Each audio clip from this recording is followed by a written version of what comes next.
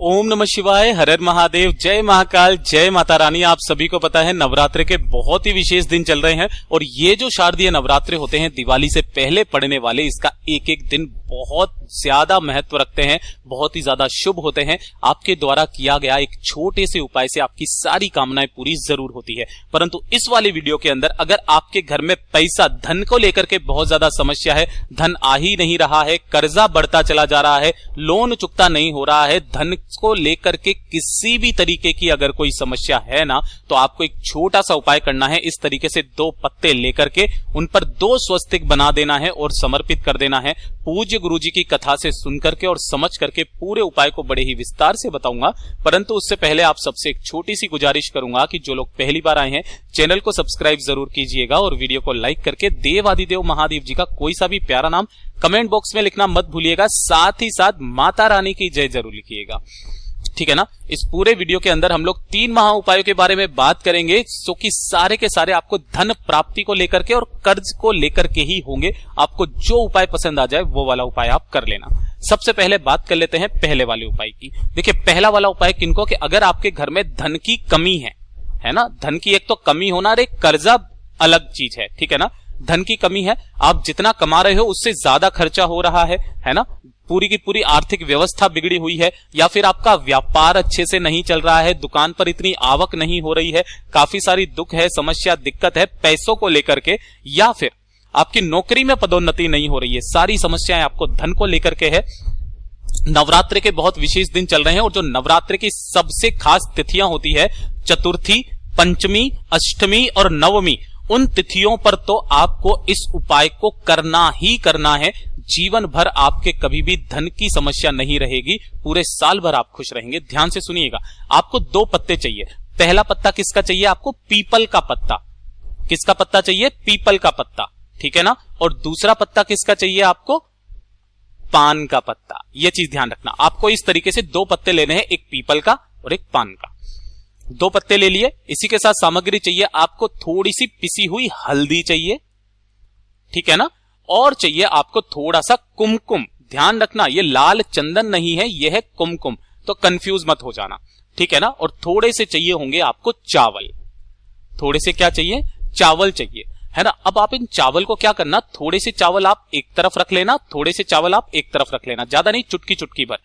थोड़े से चावल में आप लगाना कुमकुम, ठीक है, और थोड़े से चावल में आप लगाओगे हल्दी।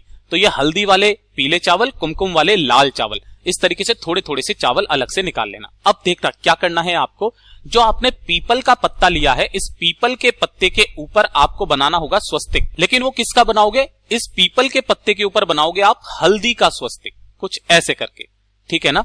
हल्दी का स्वस्तिक इसके ऊपर बनाना है और जो कुमकुम का स्वस्तिक है वो बनाओगे आप पान के पत्ते के ऊपर, ठीक है ना, इस तरीके से।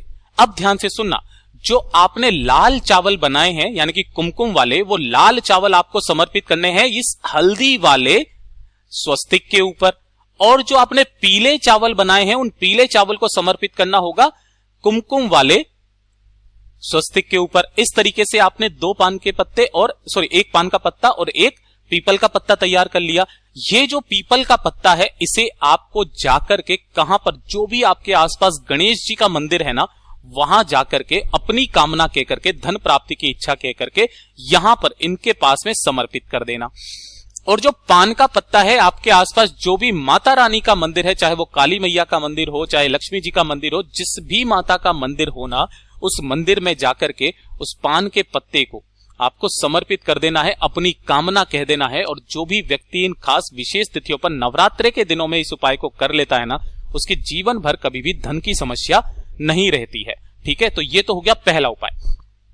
बात कर लेते हैं दूसरे वाले उपाय की तरफ, जो कि आपकी धन प्राप्ति को लेकर के ही होता है।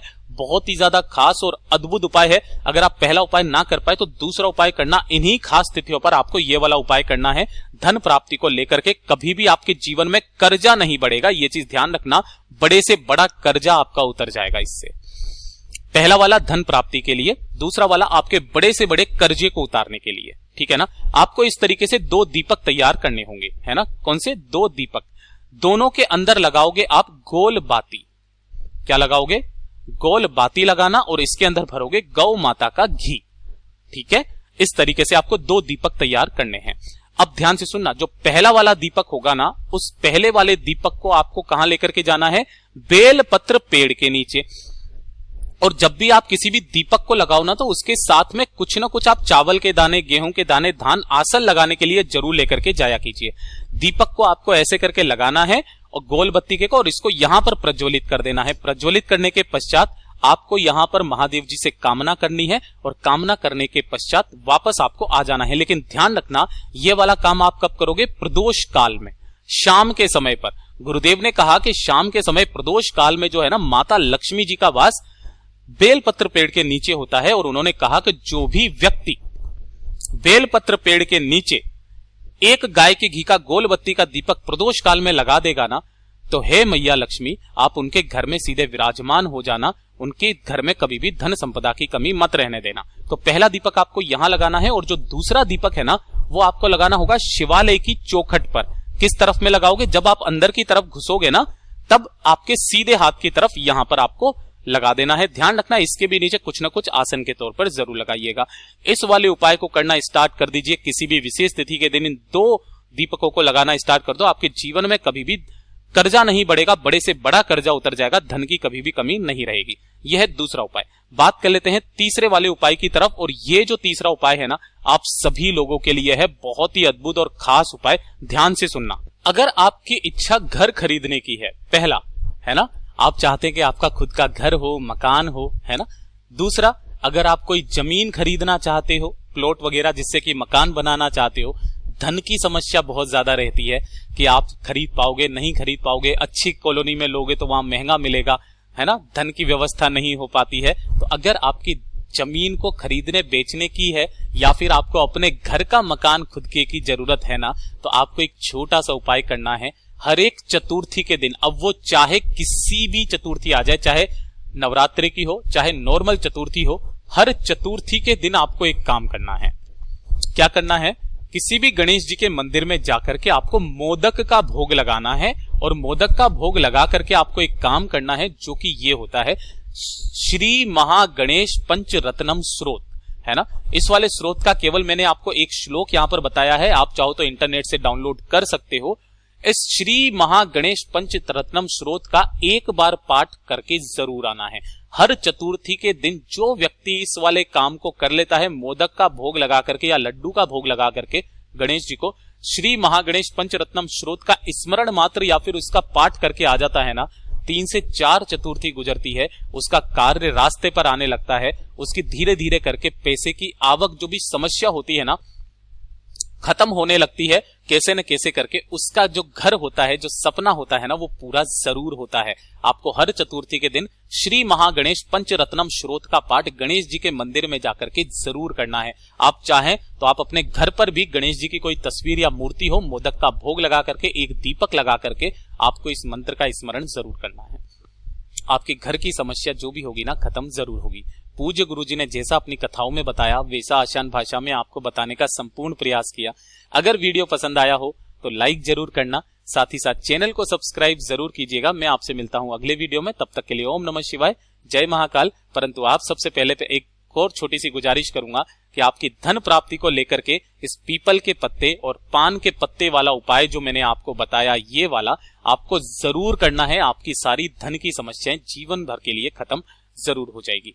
मैं आपसे मिलता हूं अगले वीडियो में, तब तक के लिए जय माता रानी, ओम नमः शिवाय, श्री शिवाय नमस्तुभ्यम।